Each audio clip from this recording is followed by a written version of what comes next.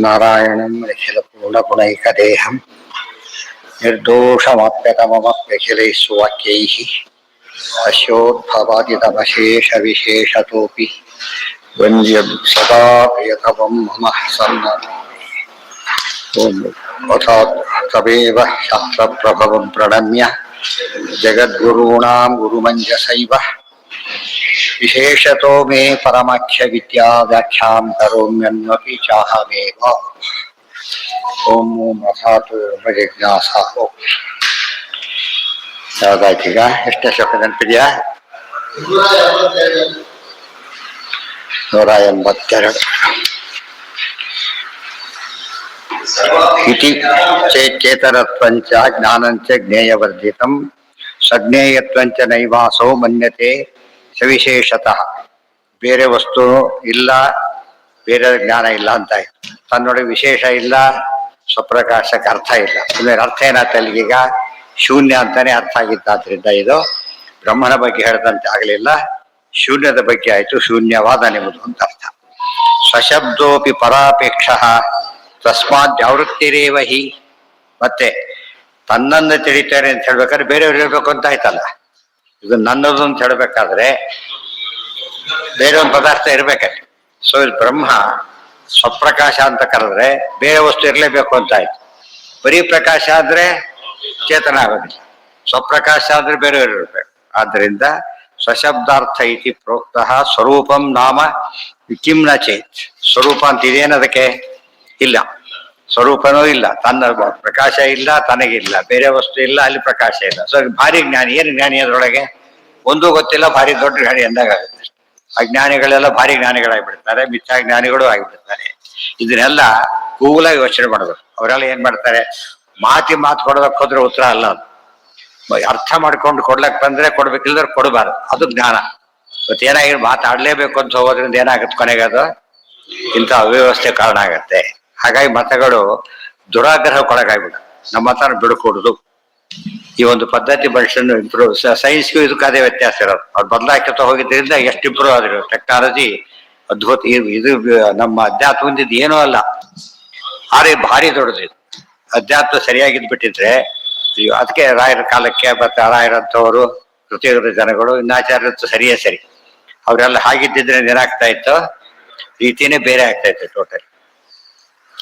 ರೂಪಶಬ್ದೇನ ಪೂರ್ಣತ್ವಾಚ್ಚ ಸಾಮಾನ್ಯತಾ ವಚಃ ಸ್ವಾಭಿಪ್ರಾಯ ಸ್ವರೂಪಾಭಿಧಾಯಿ ಸ್ಯಾತ್ ವೈಯರ್ಥ್ಯಂ.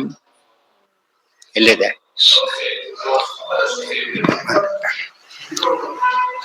ಸ್ವರವಶ್ಯಚ ಏನಿದೆ?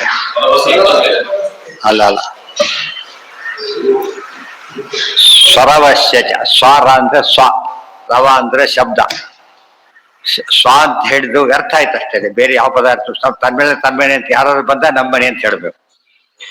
ತಾನಿದ್ದ ಬೇರೆಯವ್ರ ಮನೆ ಅಂತ ಹೇಳ್ಬೇಕು. ಅವ್ನು ಇಲ್ಲೇ ಇಲ್ಲ ಅಂತ ಹೇಳಿದ್ಮೇಲೆ ತಾನು ತಿಳ್ಕೊಳಾಗಿಲ್ಲ, ಇನ್ನೊಬ್ರಿಗೆ ಹೇಳಾಗಿಲ್ಲ. ಸೊ ಜ್ಞಾನಕ್ಕೆ ಅರ್ಥ ಇಲ್ಲ ಅಂತ.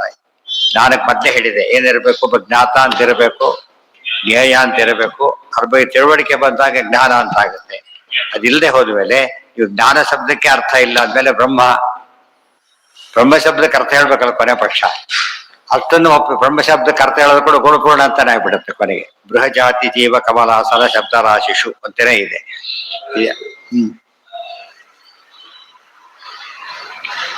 ಏನು? ನಮ್ಮನ್ನು ನಾವು ತೆಗೆದು ಸ್ವಪ್ರಕಾಶ ಹೇಳ್ತೇವೆ. ಲೈಟ್ ಹೋಯ್ತೆ, ಕತ್ತಲಲ್ಲಿ ಕೂತಿದ್ದೇವೆ. ನಾನು ಹೌದಲ್ಲ ಅಂತ ಗೊತ್ತಾಗತ್ತೆ ಅನ್ಸುತ್ತ ನಮಗೀಗ? ನಮ್ಮ ಬಗ್ಗೆ ಏನಿದೆ ಈಗ? ಜ್ಞಾನ ಇದೆ. ಈಗ ಬೇರೆ ಯಾವ್ದು ಕಾಣ್ತಾ ಇಲ್ಲ, ಗಾಢ ಅಂಧಕಾರ. ನಾನು ಕಾಣೋದಿಲ್ಲ ಅಂತ ಹೇಳ್ತೀವಿ ಯಾರು ಕೂಡ ಹೇಳುದು. ಅದು ಸ್ವಪ್ರಕಾಶ.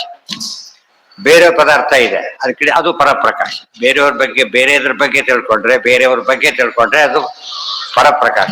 ತನ್ನ ಬಗ್ಗೆ ತಿಳ್ಕೊಂಡ್ರೆ ಸ್ವಪ್ರಕಾಶ. ಅವ್ರ ಮಧ್ಯದಲ್ಲಿ ಬೇರೆಯವ್ರು ಇಲ್ಲ, ಆದ್ರಿಂದ ಪರಪ್ರಕಾಶ ಇಲ್ಲ. ತನ್ನೊಳಗೆ ಸ್ವಾಂತ ಪದ ಹೋಯ್ತು ಅಲ್ಲಿಗೆ. ಬೇರೆಯವ್ರು ಇಲ್ಲ ಸ್ವಾಂತ ಪದ ಹೊರಟೋಯ್ತು. ತನ್ನೊಳಗೆ ತಿಳ್ಕೊಂಡ್ರೆ ಈ ವಿಷಯನೇ ಇಲ್ಲ, ನಿರ್ಗುಣ. ಮಹಾಜ್ಞಾನಿ ಏನರ್ಥ? ಸರ್ವಜ್ಞ ಸರ್ವಶಕ್ತಿ ಅರ್ಥ ಇರೋದಕ್ಕೆ. ಸರ್ವಜ್ಞ ಸರ್ವೇತ್ವ ಅದಕ್ಕೆ ಅರ್ಥನೇ ಇಲ್ಲ. ಇದನ್ನೆಲ್ಲ ಯೋಚನೆ ಮಾಡಿದಾಗ ಹೌದಲ್ಲ ಎಷ್ಟು ತಪ್ಪಾಗಿದೆ ಅಂತ ಅನ್ಸುತ್ತೆ ಅವ್ರಿಗೆ, ತಿಳಿತಾ. ಆದ್ರೆ ಇವತ್ತು ಯೋಚನೆ ಮಾಡೋದಕ್ಕೆ ಹೊರಟವರೆಲ್ಲ ಏನಾಗ್ಬಿಟ್ರು? ದೊಡ್ಡ ದೊಡ್ಡ ತುಂಬಾ ಜನ ಸ್ವಾಮಿಗಳು ಬಂದವರೆಲ್ಲ ಈ ಕಡೆ ಘಟ್ಟದ ಮೇಲೆ ಬಂದವರು ಹೆಚ್ಚಾಗಿ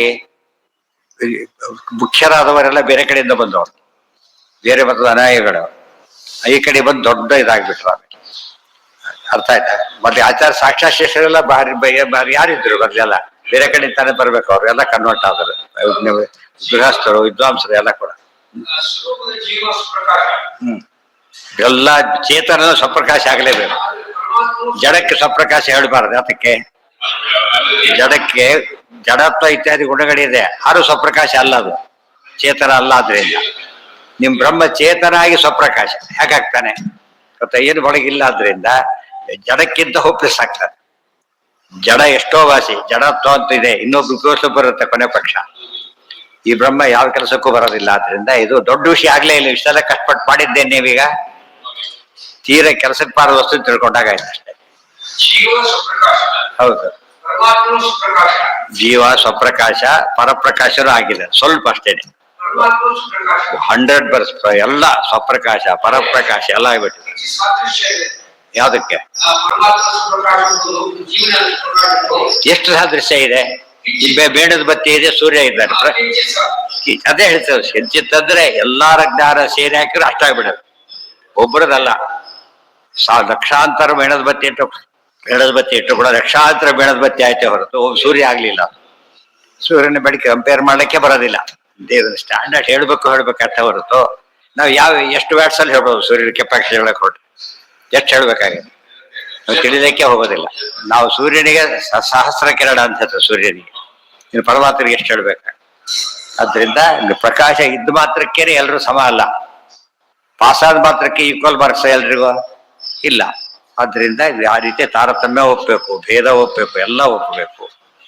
ಚೇತನಶ್ಚ ಸ್ವಭಾವೋ ಹಿ ಚೈತನ್ಯಮಿತಿ ಗೀಯತೆ ತಸ್ಮಾತ್ ವಿಶೇಷ ಬಾಹುಲ್ಯಂ ಚೈತನ್ಯಸ್ಯ ವಿಶೇಷತಃ. ಚೈತನ್ಯಕ್ಕೆ ಏನು ಬಂತು? ವಿಶೇಷ ಬಾಹುಲ್ಯ ಇದೆ. ವಿಶೇಷಗಳು ಭಾರಿ ಇವೆ ಅಂತ ಅರ್ಥ. ಜಡಕ್ಕಿಂತ ಅಚೇತನಕ್ಕಿಂತ ಚೇತನನಿಗೆ ವಿಶೇಷ ಭಾರಿ ಇದೆ. ನ ಜ್ಞೇಯಂ ಜ್ಞಾತೃಹೀನಂ ಹಿ ಜ್ಞಾನಂ ನಾಮ ಕ್ವಚಿತ್ ಭವೇತ್. ನೋಡಿ, ನ ಜ್ಞೇಯಂ ಜ್ಞೇಯ ಜ್ಞಾತೃಹೀನಂ. ಜ್ಞೇನನೂ ಇಲ್ಲ, ಜ್ಞೇಯನೂ ಇಲ್ಲ, ಜ್ಞಾತೃವೂ ಇಲ್ಲ. ಜ್ಞಾನ ಇದೆ ಅಂದ್ರೆ ಇರ್ಲಕ್ಕೆ ಸಾಧ್ಯ ಇಲ್ಲ ಅಂತ ಅರ್ಥ. ಜಡ ಪದಾರ್ಥ ಜ್ಞಾನ ಏನಾರ ಕರೀತಾರ? ಕರೆಯೋದಿಲ್ಲ.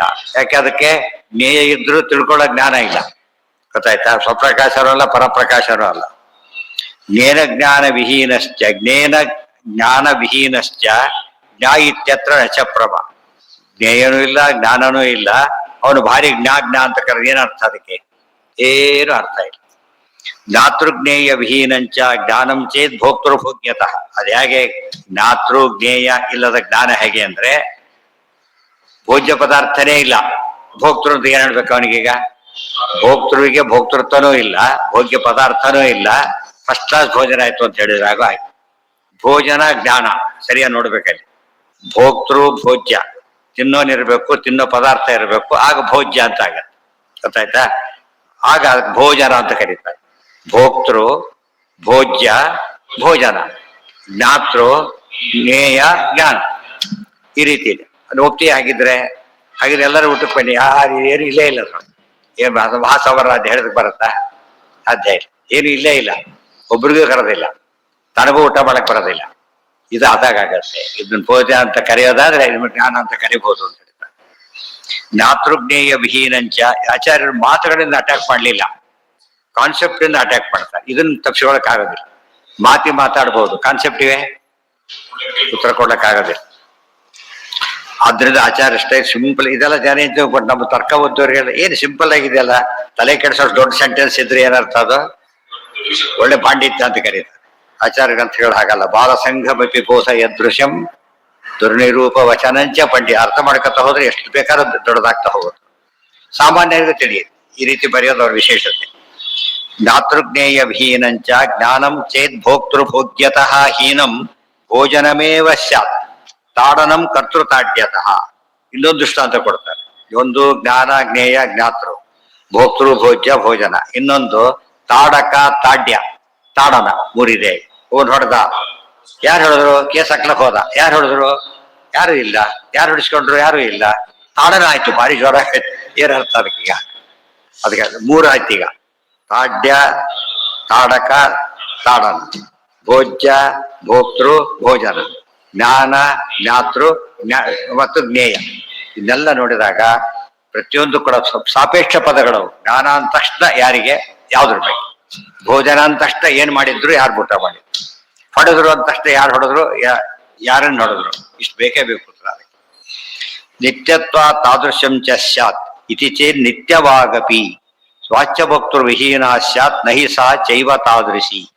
ನಿತ್ಯತ್ವ ತಾದೃಶಂ ಚ ಸ್ಯಾದಿತಿ ಚೇನ್ನ ನಿತ್ಯವಾಗಪಿ ವಾಚ್ಯಭಕ್ತೃ ವಿಹೀನ ಸ್ಯಾತ್ ನಹಿ ಸಾ ಚೈವ ತಾದೃಶಿ. ನೋಡಿ, ಇದು ಪ್ರಶ್ನೆ ಕೇಳಬೇಡಿ. ನಿತ್ಯ ಇದು ಒಂದು, ಇದಕ್ಕೆಲ್ಲ ಪ್ರಶ್ನೆ ಕೇಳಬಾರದು ಅಂತ ಕೇಳಿದ್ರೆ ನೀವು ಹೇಳಿ ಅಪೌರುಷಿ ಅಂತ ಹೇಳೋದಿಲ್ಲ. ದೃಷ್ಟಾಂತ ನೋಡಿ ಹಾಕೊಡ್ತಾರೆ ಅಂದ್ರೆ ಅಪೌರುಷಿ ಅಂತ ಹೇಳ್ತಿರೋ ಇಲ್ಲೋ? ಬರೆದವ್ರು ಇದ್ದಾರೆ. ಅದಕ್ಕೆ ವಾಕ್ಯ ಅಂದ್ಮೇಲೆ ಏನಿರ್ಬೇಕು?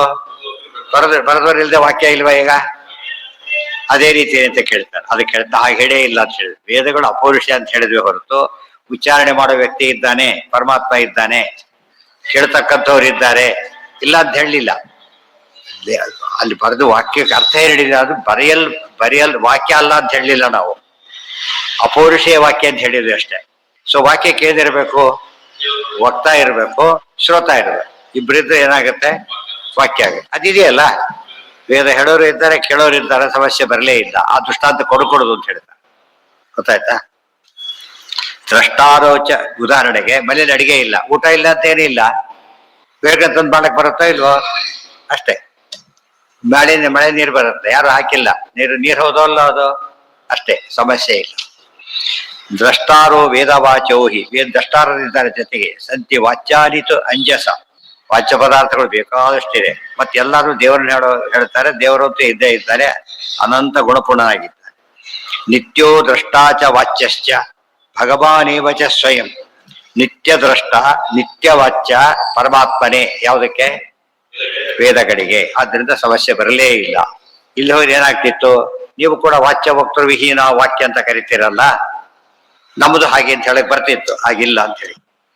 ನಹಿ ವಕ್ತೃವಿಹೀನಾಚ ವಾಚ್ಯಹೀನಾಪಿ ವಾಕ್ವಚಿತ್.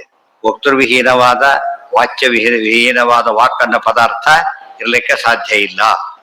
ಅದೇ ರೀತಿ ಜ್ಞಾತೃಜ್ಞೇಯ ವಿಹೀನಂಚ ಜ್ಞಾನಮೇವ ನರದ್ಭವೆ. ಜ್ಞಾತೃಜ್ಞೇಯ ವಿಹೀನವಾದಂತಹ ಜ್ಞಾನ ಅಲ್ಲ. ನಹಿ ನಿತ್ಯೋಪಿ ವಕ್ತಾಸ್ತಿ ವಾಕ್ಯವಾಚ್ಯ ವಿವರ್ಜಿತ. ನಿತ್ಯ ಪದಾರ್ಥಗಳು ಯಾವುದೂ ಕೂಡ ಏನಿಲ್ಲ, ವಾಚ್ಯವಕ್ತರು ವಿಹೀನವಾಗಿರ್ಲಿಕ್ಕೆ ಸಾಧ್ಯ ಇಲ್ಲ. ಜ್ಞಾನಜ್ಞೇಯ ವಿಹೀನಶ್ಚ ಜ್ಞೋ ಅಪ್ಯೇವಂ ನೈವ ವಿದ್ಯತೆ. ಆದ್ರಿಂದ ಜ್ಞಾನವನ್ನ ಅಂತ ಹೇಳಿ ಪರನೂ ಇಲ್ಲ, ಸ್ವಾನೂ ಇಲ್ಲ, ಸ್ವಪ್ರಕಾಶನೂ ಇಲ್ಲ, ಪರಪ್ರಕಾಶನೂ ಇಲ್ಲ, ಮಹಾಜ್ಞಾನಿ ಅಂತ ಬೋರ್ಡ್ ಹಾಕಿರಿ. ಏನರ್ಥ ಅದಕ್ಕೆ? ಕಿಂಚ ಸರ್ವವಿಲೋಕಶ್ಚ ಸರ್ವವಿಲೋಪಶ್ಚ ಕೇನ ಮಾನೇನ ಗಮ್ಯತೆ ಸರ್ವೇಣ ಸಹ ತದ್ವಾಕ್ಯಂ ಅರ್ಥಶ್ಚ ಇತಿ ಗೃಹ್ಯತೆ. ಕಿಂಚ ಸರ್ವವಿಲೋಪಶ್ಚ, ನೀನು ಸರ್ವಜ್ಞ ಅಂತ ಕರಿತೀಯ, ಸರ್ವ ಇಲ್ಲ ಅಂತ ಹೇಳ್ತೀಯ. ಸರ್ವಜ್ಞ ಹಾಗಾಗ್ತಾನಾಗಿದ್ರೆ ಒಂದು ಘಟಜ್ಞ ಅಂತ ಕರಿಬೇಕಾದ್ರೆ ಏನಿರ್ಬೇಕು? ಘಟ ಇರ್ಬೇಕು. ಪಟಜ್ಞ ಅಂದ್ರೆ ಏನಿರ್ಬೇಕು? ಪಟ ಇರಬೇಕು. ಸರ್ವಜ್ಞ ಅಂದ್ರೆ ಏನಿರ್ಬೇಕು? ಸರ್ವ ಇರಬೇಕು. ಸರ್ವ ಇದ್ದ ಮೇಲೆ ಮತ್ತೆ ಬ್ರಹ್ಮ ಒಬ್ಬನೇ ಇದ್ದ ಅಂತ ಹೇಗೆ ಹೇಳ್ತೀರಿ? ಆಗಿದ್ರೆ ಬ್ರಹ್ಮಜ್ಞಾನ ಸರ್ವಜ್ಞ ಅಂತ ಕರಿಬಾರ್ದು, ಸಜ್ಞ ಅಷ್ಟೇ. ಸಜ್ಞಾನ ಅವ್ರಿಗಿಲ್ಲ, ಒಳಗೇನು ವಿಶೇಷಗಳಿಲ್ಲ ತಿಳಿಯೋದಕ್ಕೋಸ್ಕರ. ಕಿಂಚ ಸರ್ವ ವಿಲೋಪಶ್ಚ, ಹಾಗಿದ್ ಇಷ್ಟೆಲ್ಲ ಇದ್ರು ಬ್ರಹ್ಮ ಅಂತ ಕರೆಯೋದಾದ್ರೆ ಜಡ ಬ್ರಹ್ಮ ಅಂತ ಕರಿಬಹುದು. ಯಾಕೆ? ಜ್ಞಾನನೇ ಇಲ್ಲ, ಇದಕ್ಕೂ ಜ್ಞಾನ ಇಲ್ಲ, ಅದಕ್ಕೂ ಜ್ಞಾನ ಇಲ್ಲ. ಆ ರೀತಿ ಆಯ್ತಲ್ಲ. ಕಿಂಚ ಹೌದು, ಬ್ರಹ್ಮನೇ. ಬ್ರಹ್ಮ ಅಂತಷ್ಟೇನ ಅವನಿಗೆ ಜ್ಞಾನಜ್ಞೇಯ ಇಲ್ಲ ಅಂದಮೇಲೆ, ಪರವಸ್ತು ಇಲ್ಲ, ತನ್ನ ವಿಶೇಷ ಇಲ್ಲ ಅಂದ್ಮೇಲೆ ಜಡಕ್ಕೂ ಅದಕ್ಕೂ ವ್ಯತ್ಯಾಸನೇ ಇಲ್ಲ. ಕಿಂಚ ಸರ್ವ ವಿಲೋಪಶ್ಚ ಕೇನ ಮಾನೇನ ಗಮ್ಯತೆ ಸರ್ವೇಣ ಸಹ ತದ್ವಾಕ್ಯಂ ಅರ್ಥಶ್ಚ ಇದು ಗೃಹ್ಯತೆ. ಸರ್ವ ಅಂದ ತಕ್ಷಣ ಪದ ಕಿವಿಗೆ ಬಿತ್ತು, ಶಬ್ದ ಇದೆ, ವಾಚ್ಯವಾದ ಪದಾರ್ಥಗಳಿದೆ. ಸರ್ವ ಅಂದ ತಕ್ಷಣ ಇದಿಷ್ಟು ಅಂತ ಅರ್ಥ. ಆ ರೀತಿ ಇದ್ದಕ್ಕೆ ಸರ್ವ ಶಬ್ದಕ್ಕೆ ಅರ್ಥ ಬಂತು. ಸದಭಾವೇ ಚ ಸರ್ವಸ್ಯ ನಾಪಲಾಪೋ ಭವೇತ್ತದ, ಇಲ್ಲದೆ ಹೋಗಿದ್ದು. ಆದ್ರಿಂದ ಸರ್ವ ಶಬ್ದಕ್ಕೆ ಅಪಲಾಪ ಮಾಡಲಿಕ್ಕೆ ಸಾಧ್ಯ ಇಲ್ಲ. ನಗೃಹ್ಯತೆ ಚೇತ್ ತನ್ಯಾಯಾದ ಅಪಲಾಪೋ ನಹಿ ಕ್ವಚಿತ್. ಇಲ್ಲ ಅದೇನು ತಿಳಿಯೋದಿಲ್ಲ ಅಂದ್ರೆ ಸರ್ವಜ್ಞ ಮಾತಾಡ್ಬೇಡ. ತಿಳಿತು ಅಂದ್ರೆ ಸರ್ವಜ್ಞ ಹೇಳ್ಬೇಕು. ಸರ್ವಜ್ಞ ಶಬ್ದಕ್ಕೆ ಮೊದಲ ಅರ್ಥ ದೇವರು ಸರ್ವಜ್ಞ ಅಂತ ಯಾವ ವೇದ ಹೇಳಿತು, ನೀವ್ ಹೇಳೋದು ಬೇಡ, ವೇದ ಹೇಳಿದೆ. ಈಗ ಎಸ್ ಸರ್ವಜ್ಞ ಸರ್ವವಿತ್ ವೇದ ವಾಕ್ಯ. ಮತ್ತೆ ಏನ್ ಹೇಳ್ತಾರೆ ಇದರ ಸತ್ಯಂ ಜ್ಞಾನಂ ಅನಂತಂ ಬ್ರಹ್ಮ ಈ ಮಾತು ಉಪಯೋಗಿಸ್ಬಿಟ್ಟಿದ್ದಾರೆ. ಅಂದ್ರೆ ಏನಾಗ್ಬೇಕು ಪರಮಾತ್ಮನಿಗೆ ಅಸ್ತಿತ್ವ ಇರಲೇಬೇಕು, ಸರ್ವನೂ ಇರಬೇಕು, ಜ್ಞಾನ ಇರಬೇಕು, ತನಗೂ ಗುಣ ಇರಬೇಕು. ಈ ಮಾತನ್ನು ಹೇಳದೆ ಹೋದ್ರೆ ಅರ್ಥ ಇಲ್ಲ. ಹಾಗಿದ್ರೆ ವೈದ್ಯ ಏನೂ ಗೊತ್ತಿಲ್ಲ, ವೈದ್ಯ ಅಂತ ಕರಿತೀರಾ? ವೈದ್ಯ ಅಂತ ಅಷ್ಟು ಅರ್ಥ ಏನಾಗುತ್ತೆ? ರೋಗ ನಿವಾರಣೆ ಶಕ್ತಿ ಇರಬೇಕು, ನಿವಾರಣೆ ಮಾಡೋ ಶಕ್ತಿ ಅವನಿಗೆ ಇರಬೇಕು. ಇದ್ರ ಯಾವ ಹೆಸರು ಬೇಕಾದ್ರೆ ಯಾರಿಗೆ ಕೊಡೋದಾರ ಅರ್ಥ ಇರೋದ್ರೊಳಗೆ ಪ್ರತಿ ಶಬ್ದಕ್ಕೂ ಏನಿರುತ್ತೆ ಒಂದು ಅರ್ಥ ಇರುತ್ತೆ. ಪರಮ ಸರ್ವಜ್ಞ ಅಂತ ಹೇಳಿದ್ರೆ ಎಲ್ಲದೂ ದೇವರಲ್ಲಿ ಇರ್ಬೇಕು. ಇವ್ರ ಪ್ರಕಾರ ಏನೂ ದೇವರಲ್ಲಿಲ್ಲ. ನಗೃಹ್ಯತೆ ಚೇತ್ ತನ್ಯಾಯಾತ್ ಅಪಲಾಪೋ ನಹಿ ಕ್ವಚಿತ್ ಉಪಪತ್ತಿ ವಿಹೀನಸ್ಯ ವಾಕ್ಯಸ್ಯಾರ್ಥೋ ನಗಮ್ಯತೆ ಉಪಕ್ರಮಾದಿಲಿಂಗಾನಾಂ ಬಲಿಯೋ ಹಿ ಉತ್ತರೋತ್ತರಂ. ಉಪಪತ್ತಿ ವಿಹೀನ, ಯಾವುದೇ ಒಂದು ಯುಕ್ತಿ ಇಲ್ಲದೆ ಇರತಕ್ಕಂಥ ಮಾತು ಇರ್ಲಿಕ್ಕೆ ಸಾಧ್ಯ ಇಲ್ಲ. ಯಾವುದೇ ಮಾತು ಹಿಂದೆ ಏನಿರುತ್ತೆ ಒಂದು ಒಳ್ಳೆ ಯುಕ್ತಿ ಇರುತ್ತೆ, ಅದು ಇಲ್ಲದೆ ಹೋದ್ರೆ ಅದು ವಾಕ್ಯನೇ ಆಗೋದಿಲ್ಲ. ಉಪಕ್ರಮಾದಿಲಿಂಗಾನಾಂ ಬಲಿಯೋ ಹಿ ಉತ್ತರೋತ್ತರ. ಅದಕ್ಕೆ ವೇದವಾಕ್ಯ ಅರ್ಥ ಮಾಡ್ಬೇಕಾದ್ರೆ ನೋಡಿದ ತಕ್ಷಣ ವೇದವಾಕ್ಯ ಅರ್ಥ ಆಗೋದಿಲ್ಲ, ಇಷ್ಟೆಲ್ಲ ಇರ್ಬೇಕದು. ಇರ್ಬೇಕು. ಉಪಕ್ರಮ ಉಪಸಂಹಾರೋ ಅಭ್ಯಾಸ ಪೂರ್ವತಾ ಫಲಂ ಅರ್ಥವಾದ ಉಪಪತ್ತಿ ಚ ಲಿಂಗಂ ತಾತ್ಪರ್ಯ ಇಷ್ಟಿರ್ಬೇಕು. ಅದಿಲ್ದ್ರೆ ಮಾತ್ರ ಅರ್ಥ ಆಗುತ್ತೆ ಅಂತ. ಇಲ್ದೆ ಹೋದ್ರಿಂದ ಯಾರೇ ಒಂದು ತಕ್ಷಣ ಕೇಳ್ತಾರೆ, ಅವ್ರು ಹೀಗಂದ್ರೆ ಸರಿನಾ ಅಂದ ತಕ್ಷಣ ಫಸ್ಟ್ ಏನಂತಾರೆ? ಯಾರು ಹೇಳಿದ್ರು, ಯಾರಿಗೆ ಹೇಳಿದ್ರು, ಯಾವಾಗ ಹೇಳಿದ್ರು, ಯಾತಕ್ಕೆ ಹೇಳಿದ್ರು. ಅದಕ್ಕೆ ಪರೀಕ್ಷೆಯಲ್ಲೆಲ್ಲ ಅನೋಟೇಟ್ ಅಂತ ಬರುತ್ತಲ್ಲ ಕೆಳಗಡೆಗೆ, explain the following with reference to with context ಅಂತ ಹೇಳ್ಬೇಕಾದ್ರೆ ಇದು ಅರ್ಥ ಇದೆ. ಯಾವ ಮಾತನ್ನು ಕೂಡ ಅರ್ಥ ಆಗ್ಬೇಕಾದ್ರೆ ಏನಾಗ್ಬೇಕು, ಇದೆಲ್ಲ ಇರ್ಬೇಕು. ಯಾರಿಗೆ ಯಾರು ಹೇಳಿದರು, ಇದು ಅರ್ಥ ಇಲ್ದೇನೆ ಬರೀ ಹೇಳಿದ್ರು ಅಂದ್ರೆ ಅರ್ಥನೇ ಇಲ್ಲ. ತಂದೆ ಮಗನಿಗೆ ಸಾಯಿ ಅಂತ ಹೇಳಿದ, ಅವ್ರು ಹೋದ ಸತ್ಬಿಟ್ಟ, ತಂದೆ ಮೇಲೆ ಕೇಸ್ ಹಾಕಿದ್ರು, ಸಾಯ್ಲಕ್ಕೆ ಇವನೇ ಹೇಳಿದ ಅಂತೇಳಿ. ಅಲ್ಲ, ಅವ್ರ ಅರ್ಥ ಸಾಯಿ ಅಂತ ಯಾವ ತಂದೆನೂ ಮಗನಿಗೆ ಏನ್ ಹೇಳಕ್ ಸಾಧ್ಯ ಇಲ್ಲ. ಯಾರಿಗೋ ಯಾರೋ ಹೇಳಿದ್ರು ಸರಿನೇ, ತಂದೆ ಮಗನಿಗೆ ಹೇಳೋ ಸಾಧ್ಯತೆ ಇಲ್ಲ. ಮಗ ಬೇಕಾದ್ರೆ ತಂದೆ ಹೇಳಿದ್ರು ಹೇಳ್ಬಹುದು, ತಂದೆ ಮಗನಿಗೆ ಹೇಳೋದಿಲ್ಲ. ಯಾಕೆಂದ್ರೆ ಅಂತ ಪುತ್ರ ವಾತ್ಸಲ್ಯ ಇರುತ್ತದೆ. ಆದ್ರಿಂದ ಸಾಯಿ ಅಂದ್ರೆ ಹಾಗಲ್ಲ, ಏನೋ ಮಾಡಕ್ ಕೊಟ್ಟಿದ್ದಾನೆ, ಸಾಯಿ ಅಂತ ಬೈದ. ಅರ್ಥ ಏನೋ ಅದು ಮಾಡಿದ್ರೆ ಸತ್ತೋಗ್ತಿ, ಹಾಗೆ ಮಾಡಬೇಡ ಅಂತ ಅರ್ಥ. ಅರ್ಥ ಆಯ್ತಾ ಈಗ? ಅಲ್ಲ, ಅದನ್ನ ಹೇಳಿ ತರ್ಕ, ಅದು ಇದಕ್ಕೆ ಹೇಳಿದ್ದಲ್ಲ. ಅದು ಅರ್ಥ ತಿಳ್ಕೊಂಡಾಗ ಹಾಗೆ ಅರ್ಥ ಆಯ್ತು. ಬರೀ ಹೇಳಿದ್ರೆ ಏನಾಗ್ತಿತ್ತು? ಬರೀ ಹೇಳಿದ್ರೆ ಅವನೇಲೆ ದೋಷ ಬರ್ತಾ ಇತ್ತು. ಬರ್ಲಿಲ್ಲ, ಗುಣ ಬಂತು. ತಂದೆ ಸರಿಯಾಗಿ ಹೇಳಿದ್ರೆ ಮಗನಿಗೆ ಅರ್ಥ ಆಗ್ಲಿಲ್ಲ, ಸತ್ತ ಅಂತ ಕರೀತಾರೆ. ಬರೀ ಏನ್ ಹೇಳಿದ್ರು ಅವರು? ಅರ್ಥ ಆಗ್ಲಿಲ್ಲ ಅವ್ರಿಗೆ, ಅರ್ಥ ಹೊರತು ತಂದೆ ಸರಿ ಹೇಳಿದ್ದಾನೆ, ಇವನಿಗೆ ಅರ್ಥ ಆಗ್ಲಿಲ್ಲ. ಅದೇ ಮಾತಿನ ಸತ್ತಿದ್ರೆ ಅವನು. ಇದೆಲ್ಲ ಯೋಚನೆ ಮಾಡಿದರೆ ಮಾತಿನ ಕಥೆ ಯಾವಾಗಲೂ ಕೂಡ ಪೂರ್ವಾಪರ ಅಂತ ಅದಕ್ಕೆ ಕರೀತಾರೆ. ಪೂರ್ವಾಪರ ಇಲ್ದೇನೆ ಏನ್ ಮಾಡ್ಕೊಡುದು? ಒಂದು ವಾಕ್ಯದ ಅರ್ಥ ಮಾಡಕ್ ಹೋಗ್ಕೊಡು. ಇಲ್ಲಿದೆಯಲ್ಲ, ಇಲ್ಲೇ ಬಂತಲ್ಲ, ಉಪಕ್ರಮಾದಿಲಿಂಗಾನಾಂ ಬಲಿಯೋ ಹಿ ಉತ್ತರೋತ್ತರಂ ಶ್ರುತ್ಯಾದೌ ಪೂರ್ವಪೂರ್ವಂಚ ಬ್ರಹ್ಮತರ್ಕವೇ ನಿರ್ಣಯಾತ್. ಶ್ರುತ್ಯಾದಿಲಿಂಗಗಳು ಒಂದು, ಇದೆಲ್ಲ ಇದೆ. ಉಪಕ್ರಮಾದಿಲಿಂಗಗಳು ಇನ್ನೊಂದು. ವಿಶೇಷ ಅಂದ್ರೆ ಉಪಕ್ರಮಾದಿಗಳಲ್ಲಿ ಅನಂತರದ್ದು ಪ್ರಬಲ, ಶ್ರುತ್ಯಾದಿ ಮೊದಲು ಬಂದಿರೋದು ಪ್ರಬಲ, ಅದು ವಿಶೇಷ. ನಿರುದ್ಧಂತೆ ಚ ನ ಚ ಅರ್ಥೋಸ್ತಿ. ಇದೆಲ್ಲದಕ್ಕೂ ವಿರುದ್ಧವಾಗಿ ನೀವು ಮಾಡಿದ ಅರ್ಥ ಏನಾಯ್ತು ಈಗ? ಎಲ್ಲದಕ್ಕೂ ವಿರುದ್ಧ. ಅಹಂ ಬ್ರಹ್ಮಾಸ್ಮಿನೇ ಇದೆ, ತತ್ವಮಸಿನೇ ಇದೆ. ಯಾರಿಗೆ ಯಾರು ಹೇಳಿದ್ರು? ಉದಾಹರಣೆಗೆ ತಂದೆ ಉದ್ದಾಲಕ, ಮಗ ಶ್ವೇತಕೇತು ಹೇಳಿದ್ರು. ಯಾವಾಗ ಹೇಳಿದ್ರು? ಓದಿಲ್ಲ ಅಂತ ಬೈದಿದ್ದಕ್ಕೆ ಹೋಗಿ ಓದಿ ಬಂದ, ನಮಸ್ಕಾರ ಮಾಡ್ದೆ ನಿಂತ್ಕೊಂಡ, ಅರ್ಥ ಆಯ್ತು. ಅವಾಗ ಕೇಳಿದ್ರು, ಓ ಎಲ್ಲ ತಿಳ್ಕೊಂಡ್ಬಿಟ್ಟಿಯಾ ಅಂತ ಕೇಳಿದ್ರು. ಏನ್ ಹಾಗಂದ್ರೆ ಅಂತ ಕೇಳಿದ್ರೆ, ಯಾವ ಒಂದನ್ನು ತಿಳ್ಕೊಂಡು ಎಲ್ಲಾ ತಿಳ್ಕೊಂಡಾಗ ತಿಳ್ಕೊಂಡ್ಬಿಟ್ಟಿಯಾ ಅಂತ ಕೇಳಿದ್ರು. ಆಗ ಅವ್ರ ತಲೆ ಕೆಟ್ಟಾಗಾಯ್ತು. ಒಂದನ್ನು ತಿಳ್ಕೊಂಡ್ರೆ ಒಂದು ತಿಳ್ಕೊಂಡಾಗತ್ತೆ, ಎಲ್ಲ ತಿಳ್ಕೊಂಡ ಹಾಗೆ ಹಾಗಾಗತ್ತೆ. ಬಹುಶಃ ಅವ್ರಿಗೂ ಗೊತ್ತಿರ್ಲಿಕ್ಕಿಲ್ಲ. ನೀವು ಹೇಳಿ ಅಂತ ಕೇಳಿದ್ರೆ ಹೇಳಕ್ ಶುರು ಮಾಡಿದ್ರು. ಒಂದು ಲೋಹಮಣಿ ನೋಡಿದ ತಕ್ಷಣ ಎಲ್ಲಾ ಲೋಹದ ಪದಾರ್ಥ ಗೊತ್ತಾಯ್ತು. ಅದೇ ರೀತಿನೇ ಒಬ್ಬ ಮುಖ್ಯಸ್ಥ ನೋಡಿದ ತಕ್ಷಣ ಎಲ್ಲರೂ ಗೊತ್ತಾದಾಗಾಯ್ತು. ಆ ರೀತಿ ಒಬ್ಬ ತಿಳ್ಕೊಂಡು ಎಲ್ಲ ತಿಳ್ಕೊಂಡಾಗತ್ತೆ ಅಂತ ಹೇಳಿ ಯಾರು ಅಂತ ಕೇಳಿದ್ರೆ ದೇವರು ಸೃಷ್ಟಿ ಎಲ್ಲ ಹೇಳಕ್ ಶುರು ಮಾಡಿ ಮುಗಿದ್ಮೇಲೆ ಏನಾಯ್ತು? ಅವ್ರ ಉದ್ದೇಶ ಅಹಂಕಾರ ತೆಗೆಯೋದಾಗಿತ್ತು ಅವ್ರ ಉದ್ದೇಶ. ಅಂತ ಹೊತ್ತಲ್ಲಿ ಕೊನೆ ತತ್ವಮಸಿ ಶ್ವೇತಕೇತು ಅಂತ ಹೇಳ್ತಾರ? ಇಲ್ಲ, ಅತತ್ವಮಸಿ ಶ್ವೇತಕೇತು. ನೀನ್ ಓದಿದ ತಕ್ಷಣ ಬ್ರಹ್ಮನೇ ಆಗ್ಬಿಟ್ಟಿದೀಯ, ಹಾಗಿದ್ರೆ ಆಗಿಲ್ಲ ಅಂತ ಅರ್ಥ. ಓದಿದ ತಕ್ಷಣ ಬ್ರಹ್ಮ ಆಗ್ತಿದ್ಯಾ? ಆಗ್ಲಿಕ್ಕೆ ಸಾಧ್ಯ ಇಲ್ಲ. ಬ್ರಹ್ಮ ಹಾಗಿದ್ದಾನೆ ಗೊತ್ತಾ? ದೇವರು ಹಾಗಿದ್ದಾನೆ. ಅವಾಗ ಏನಾಯ್ತು? ಪೌಂಡ್ರ ಕ್ರಾಸಿನ ಕನಿಷ್ಠ ಪಕ್ಷ ಇಷ್ಟು ಗೊತ್ತಿತ್ತು. ಏನು ಗೊತ್ತಿಲ್ಲದೆ ಹೋದ್ರು ಕೂಡ 4 ಕೈ ಚಕ್ರ ಹೆಂಕಾಗ ವ್ಯವಸ್ಥೆ ಇದ್ರ ಇಷ್ಟಾದ್ರೂ ಗೊತ್ತಿತ್ತು. ನಿಮ್ಗೆ ಅದು ಗೊತ್ತಿಲ್ಲಲ್ಲ ಅಂತ ಹೇಳ್ತಾರೆ. ಅದು ಗೊತ್ತಿಲ್ಲ. ಅಟ್ಲೀಸ್ಟ್ ಯಾರ್ದಾರು ಒಂದು ಫೋರ್ಜರಿ ಮಾಡ್ಬೇಕಾದ್ರೆ ಕೂಡ ಸೈಡ್ ನೋಡ್ಬೇಕಲ್ಲ ಅವ್ರನ್ನ. ಈಗ ಫೋರ್ಜರಿಗೆ ಅರ್ಥ ಏನು? ಕಾಪಿ ಮಾಡಿ ನೋಡ್ಬೇಕಲ್ಲ, ಕಾಪಿ ಮಾಡ್ಬೇಕಾರೆ ಅಷ್ಟಾರು ಗೊತ್ತಿರ್ಬೇಕಲ್ಲ, ಮಾಡ್ತಾ ಇಲ್ಲ ನೀವೀಗ, ಏನಾಗತ್ತೆ ಈಗ? ಆದ್ರಿಂದ ಸರಿಯಲ್ಲ. ಇದೆಲ್ಲ ನೋಡಿದ್ರೆ ತತ್ವಮಸಿಗೆ ಅರ್ಥ ಹೇಳಬಾರ್ದು, ಅದು ಅತತ್ವಮಸಿ ಆಯ್ತು. ಇಲ್ಲ ತತ್ವಮಸಿ ಅದನ್ನು ಮಾಡ್ಕೊಳ್ಳಿ, ಏನ್ ತೊಂದರೆ ಇಲ್ಲ. ಚೇತಕ ನೀನು ಅವನಲ್ಲ, ತತ್ವಮಸಿನೇ ಇಟ್ಕೋಬೇಡ. ಕೆಲವ್ರು ಏನ್ ತಿಳ್ಕೊತಾರೆ, ಅತತ್ವಮಸಿ ಅಂತ ಮಾಡಿದ್ರೆ ಮಾತ್ರ ದ್ವೈತ ಬರುತ್ತೆ, ತತ್ವಮಸಿ ಮಾಡಿದ್ರೆ ಅದ್ವೈತ ಬರುತ್ತೆ. ಅಲ್ಲ, ತತ್ವಮಸಿ ಮಾಡಿದ್ರು ಕೂಡ ಏನ್ ಬರುತ್ತೆ? ದ್ವೈತ. ಯಾಕೆ? ಅದಕ್ಕೆ ಅರ್ಥ ಏನು? ತತ್ವಮಸಿ ತಸ್ಮಾತ್ ತ್ವಮಸಿ. ಅವನಿದ್ದೆ ಅಂತ ನೀನಿದ್ದೆ ಅಷ್ಟೇ, ಇಲ್ಲೋದ್ರೆ ಇಲ್ಲ. ಹೇಳೋದಿಲ್ಲ ಅವ್ರು ಜಗಳ ಬೇಡ, ಅವರಿದ್ದೆ ಅಂತ ನೀನಿದ್ದೆ ಅಷ್ಟೇ, ಹುಷಾರು. ಹೇಳೋದಿಲ್ಲ, ಅದೇ ಮಾತನ್ನು ಹೇಳಿ. ದೇವರಿದ್ದಾನೆ ಅಂತ ಈ ದೇವ್ರದ್ದು ಇರ್ಲಕ್ಕಾಗ್ತಿರ್ತಾನೆ. ಹಾಗೆ ನೀನ್ ದೇವರ ಅದು ಬಿಂಬ ಇದ್ರೆ ಮಾತ್ರ ಪ್ರತಿಬಿಂಬ ಇರೋದು, ಅದಲ್ಲ ಪ್ರತಿಬಿಂಬ ನಾನೇ ಬಿಂಬ ಅಂತ ಕ್ಲೇಮ್ ಮಾಡ್ಲಕ್ಕಾಗತ್ತಾ? ಅದಕ್ಕೆ ಸ್ತಬ್ಧವಾಗಬೇಡ, ಸರಿ ಹೇಳಿದ್ರು. ತೇನ ತ್ವಮಸಿ ತಸ್ಮಾತ್ ತ್ವಮಸಿ ತಸ್ಮಿನ್ ತ್ವಮಸಿ. ಅವನೊಳಗೇನಿದ್ದೆ ಈಗ ಹೊರಗೆ ಬರ್ಲಿಕ್ಕೆ ಸಾಧ್ಯ ಇಲ್ಲ ಪ್ರತಿಬಿಂಬ. ಮತ್ತೆ ಅವನಿಗೋಸ್ಕರ ತಸ್ಮೈ, ಅವನಿಗೋಸ್ಕರ ಬದುಕಿದ್ದಿ ಅಷ್ಟೇನೆ. 7 ಅರ್ಥ ಬರುತ್ತೆ ಒಂದಕ್ಕೇನೆ. ಸಪ್ತಸು ಪ್ರಥಮ ಅಂತ ಕೋಶ ಮಹಾವ್ಯಾಕರಣ ಅಂದ್ರೆ ಅರ್ಥ ಏನು? ಪ್ರಥಮ ವ್ಯಕ್ತಿಗೆ 7 ವ್ಯಕ್ತಿ ಅರ್ಥನೂ ಹೇಳೋದಕ್ಕೆ ಬರುತ್ತೆ ಅಂತ. ಇದು ವಿಶೇಷ ವ್ಯಾಕರಣಗಳು. ನಮ್ ನೌಕರಿ ಹಾಗೆ ಉಪಯೋಗಿಸ್ತೇವೆ ನಾವೇ. ಇವರೇ ಅವರು ಅಂತ ಹೇಳಿ, ಈ ರೆಪ್ರೆಸೆಂಟ್ಸ್ ಅಂತ. ಇವರೇ ಅವರು ಅಂತ ಹೇಳಿ ಇವರು ರೆಪ್ರೆಸೆಂಟ್ ಮಾಡ್ತಾರ ಅವ್ರನ್ನ ಅಂತ. ಸೊ ತತ್ವಮಸಿ ವಾಕ್ಯ ಅರ್ಥ ಯಾರ ಪರ ಆಯ್ತು ಈಗ? ದ್ವೈತ ಪರ ಆಯ್ತು, ಅದ್ವೈತ ಪರ ಆಗ್ಲಿ. ಅಹಂ ಬ್ರಹ್ಮ ಅಸ್ಮಿ ತಗೊಂಡು ಅಹಂ ಬ್ರಹ್ಮ ಅಸ್ಮಿ ಅಂತ ಉಪನಿಷತ್ ಬಂದಿದೆ, ಹೌದು. ಏನದ್ ಬಂದಿದೆ ಗೊತ್ತಾ? ಇಲ್ಲಿ ಪರಮಾತ್ಮ ತನ್ನನ್ನ ತಾನು ಅಹಂ ಬ್ರಹ್ಮ ಅಸ್ಮಿ ಅಂತ ತಿಳ್ಕೊಂಡ. ಅರ್ಥ ಆಯ್ತಾ? ತನ್ನನ್ನು ತಾನು ಪರಮಾತ್ಮ ಅಂತ ತಿಳ್ಕೊಂಡ ಉಳಿದವ್ರು ಪರಮಾತ್ಮ ಹೇಗಾಗ್ತಾರೆ? ಅರ್ಥ ಆಯ್ತಾ ಈಗ?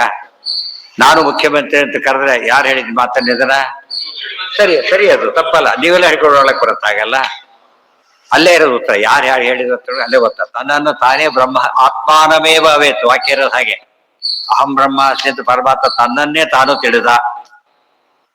ಉಳಿದವ್ರು ಹೇಳಕ್ ಏನ್ ಮಾಡ್ಬೇಕಾಗ? ಬ್ರಹ್ಮ ತನ್ನನ್ನು ತಾನು ಅಹಂ ಬ್ರಹ್ಮ ಅಸ್ಮಿ ಅಂತ ತಿಳಿದ, ಇಷ್ಟೇ. ತಾನು ನಾನು ಅಂತ ಹೇಳಿದ. ಇವರು ಅವನು ಅಂತ ಚೇಂಜ್ ಮಾಡೋದು, ಇಂಡೈರೆಕ್ಟ್ ಸ್ಪೀಚ್ ಚೇಂಜ್ ಮಾಡ್ಬೇಕಾದ್ರೆ. ಮತ್ತೆ ನೀವೆಲ್ಲ ಬ್ರಹ್ಮ ಹೇಗಾಗ್ತೀರಿ? ಆಗ್ಲಿಕ್ಕೆ ಸಾಧ್ಯ ಇದೆಯಾ? ಅಲ್ವೇ ಅಲ್ಲ. ಎಷ್ಟೋ ಸರಿ ತಮಾಷೆ ಮಾಡ್ತಾರೆ, ನಿಮಗೆ ಬುದ್ಧಿ ಇಲ್ಲ, ಏನ್ ತಿಳುವಳಿಕೆ ಎಷ್ಟೆಷ್ಟು ಇಲ್ಲ, ನಿಮ್ಮಂತ ಮೂರ್ಖರೇ ಯಾರು ಇಲ್ಲ, ಹೊಡೆಯಕ್ಕೆ ಶುರು ಮಾಡಿರ್ತಾರೆ ಅಂತ ಅವರಂದ್ರು. ತಕ್ಷಣ ಅವ್ರು ನೋಡಿದ್ರು, ಇವ್ರು ಬಿಟ್ಟು ಬಿಡ್ತಾರೆ. ಅವ್ರು ನೋಡಿ, ಹೌದಾ ಒಳ್ಳೆ ಕೆಲಸ ಮಾಡಿದೀವಿ ಹೇಳಿದ್ನಲ್ಲ, ಅವ್ರು ಒಳ್ಳೆಯವ್ರು ತಿಳ್ಕೊಂಡ್ಬಿಟ್ಟಿದ್ದೆ, ಹುಷಾರಿರ್ತೇನೆ, ಗುಡ್, ಇವ್ರು ಇನಾಮ ಕೊಟ್ಟು ಕೊಡ್ಸು ಅಂತ ಹೇಳ್ಬಿಡ್ತಾರೆ. ಅನುವಾದ ಮಾಡಿದ್ದಕ್ಕೆ. ತಾನೇ ಬೈದಿದ್ರೆ ಎಷ್ಟು ಬಿದ್ದ ಅವ್ರಿಗೆ ಅಲ್ಲಿ ಹೊಡಿಲೇ ಹೊಡಿತದೆ, ಅಲ್ಲಿ ಹೊಡಿದ್ರು. ಇಷ್ಟು ಇದು ಯೋಚನೆ ಇದ್ರೆ ಅರ್ಥ ಆಗತ್ತೆ. ವಿರುದ್ಧಂತೆ ನ ಚಾರ್ಥೋಸ್ತಿ ತತ್ರ ಲಿಂಗ ವಿರೋಧಿತ ಸಯೇವಾರ್ಥ ಕಥಂ ವಾಕ್ಯ ಉಪಪನ್ನೋ ಉಪಪನ್ನೇ ಅವಿರೋಧಿನಿ. ಎರಡೀಗ ಬೇರೆ ಅರ್ಥ ಮಾಡ್ಲಿಕ್ಕೆ ಬಂದ ಒಂದು ವಾಕ್ಯ ನೋಡಿದ್ರು ಅದು ಮೇಲ್ನೋಟ ಸರಿ ಹೋಗ್ತಾ ಇಲ್ಲ ಅರ್ಥ. ಇನ್ನೊಂದು ಅರ್ಥ ಮಾಡ್ಲಿಕ್ಕೆ ಬಂತು, ಮಾಡಿದ್ರು ಸರಿ ಹೋಯ್ತು. ಗಂಗೆಯಲ್ಲಿ ಹಳ್ಳಿ ಇದೆ, ಸಾಧ್ಯ ಇಲ್ಲ, ಗಂಗಾ ತೀರದಲ್ಲಿದೆ, ಕರೆಕ್ಟ್ ಆಯ್ತು. ಅದು ಹೇಳಿದವರು ಒಳ್ಳೆ ವ್ಯಕ್ತಿ, ಅರ್ಥ ಸರಿ ಇದೆ. ನಾವೆಲ್ಲ ಹಾಗೆ ಹೇಳೋದು, ಮಾತಾಡ್ಬೇಕವಳ ಸರ್ಕಲ್ದಲ್ಲಿ ನನ್ನ ಮನೆ ಬಂದ್ಬಿಡಿ, ಸರ್ಕಲ್ದಲ್ಲಿ ನನ್ನ ಮನೆ. ಏನು ಯಾರು ಸರ್ಕಲ್ ಮನೆ ಇರುತ್ತೇನ್ರಿ? ಪೊಲೀಸ್ ಇರ್ತಾರೆ, ಮನೆಯಲ್ಲಿ ಇರ್ತದೆ, ಯಾರ ಕೇಳ್ತಾರ? ಏನರ್ಥ ಅದಕ್ಕೆ? ಅಲ್ಲಿಂದ 1 ಕಿಲೋಮೀಟರ್ ಇರುತ್ತೆ, 1 ಕಿಲೋಮೀಟರ್ ಇರುತ್ತೆ. ತುಂಬಾ ಹತ್ರ ಅಂತ ಹೇಳ್ಬೇಕಾಗಿದೆ ಅಷ್ಟು, ಇದೇನಿಲ್ಲ. ಅದಕ್ಕೆ ಆ ಮಾತಾಡ್ತಾರೆ. ಏನ್ ಕೆಲವು ಯಾವ್ದೋ ಊರಿಗೆ ಹೋದಾಗ ಅಂದ್ಬಿಡ್ತಾರೆ ಇಲ್ಲೇ ಅಂತ ಹೇಳ್ತಾರೆ. ಹೋಗ್ತಿರ್ತಾರೆ 3 ಕಿಲೋಮೀಟರ್ ಹೋದ್ರು ಕೂಡ ಅವ್ರ ಪ್ರಕಾರ ಇಲ್ಲೇ. ಅದಲ್ಲ, ಇನ್ ಸರಿಯಾಗಿ ತಿಳ್ಕೊಳ್ಳೋದು ಪದಾರ್ಥ. ಅದು ಅರ್ಥನೂ ಬರ್ಲಿಲ್ಲ ಅಂತ ತಿಳ್ಕೊಂಬೇಡ. ಅರ್ಥ ಸರಿ, ಆ ವಾಕ್ಯ ಹೇಳಿದವರಿಗೆ ತಿಳುವಳಿಕೆ ಇಲ್ಲ. ಅವ್ರು ಏನು ಅರ್ಥ ಬರ್ಲಿಲ್ಲ, ಅದಕ್ಕೆ ಮುಖ್ಯಾರ್ಥ ಕೊಡ್ಲಿಲ್ಲ, ಸರಿ, ಅಮುಖ್ಯಾರ್ಥನೂ ಕೊಡ್ತಾ ಇಲ್ಲ. ಅವಾಗ ಏನ್ ಮಾಡ್ಬೇಕದನ್ನ ಹೇಳು, ತಿಳುವಳಿಕೆ ಇಲ್ಲದೆ ಹೇಳ್ತಾ ಇದ್ದಾನೆ ಅಷ್ಟೇ. ಆ ಮಾತನ್ನ ಏನ್ ಮಾಡ್ಬೇಕದನ್ನ ಇಗ್ನೋರ್ ಮಾಡ್ಬೇಕು, ಹೊರತು ಅರ್ಥ ಮಾಡೋದಕ್ಕೆ ಹೋಗಬಾರದು. ಇಷ್ಟೆಲ್ಲ ಇದೆ. ಇಷ್ಟೆಲ್ಲ ಹೇಳಿದ್ರಿಂದ ಒಂದು ವಾಕ್ಯ ಇದ್ದು ಮಾತ್ರಕ್ಕೇನೆ ನಿಮ್ಗೆ ಆಧಾರ ಅಂತ ತಿಳ್ಕೊಬಿಟ್ಟು ಡಾಕ್ಯುಮೆಂಟ್ ಅಂತ ಕೊಡ್ತಾರೆ. ಒಂದು ಪೇಪರ್ ತೊಗೊಂಡು ಡಾಕ್ಯುಮೆಂಟ್ ಆಗಿಬಿಡತ್ತಾ? ಫಸ್ಟ್ ಏನ್ ಮಾಡ್ತಾರ ಅವರು? ವೆರಿಫೈ ಮಾಡ್ತಾರೆ, ಡಾಕ್ಯುಮೆಂಟ್ ಹೌದು ಅಲ್ಲ ಅಂತ ನೋಡ್ತಾರೆ. ವ್ಯಾಲಿಡಿಟಿ ಜೆರಾಕ್ಸ್ ಅದು ಹೋಯ್ತಲ್ಲಿ ಆಯ್ತು, ಒರಿಜಿನಲ್ ತಗೊಂಡು ಆಮೇಲೆ ಮಾಡ್ತಿದ್ದಾರೆ, ಇದು ಮಾತಾಡಲ್ಲ. ಬಟ್ ಅದೇನು ಗೊತ್ತಾ, ಇರ್ಲೆವೆಂಟ್ ಡಾಕ್ಯುಮೆಂಟ್. ಇರ್ಲೆವೆಂಟ್ ಡಾಕ್ಯುಮೆಂಟ್ ಏನಂತ ಕರೀತಾರೆ? No document. ಗೊತ್ತಾಯ್ತಾ? ವಾಕ್ಯ ಹೇಳಿದ ಮಾತ್ರಕ್ಕೇನೆ ಏನಾಗ್ಲಿಲ್ಲ, ಅದು ಅಥಾರಿಟಿ ಆಗ ಅರ್ಥ ಕೊಡ್ಬೇಕದು. ಅದು ಸರಿಯಲ್ಲ. ಅಲ್ಲಿಗೆ ಉಳಿದಿದ್ದು ನಾಡಿದ್ದು ನಾಡೆ ಅಲ್ಲ.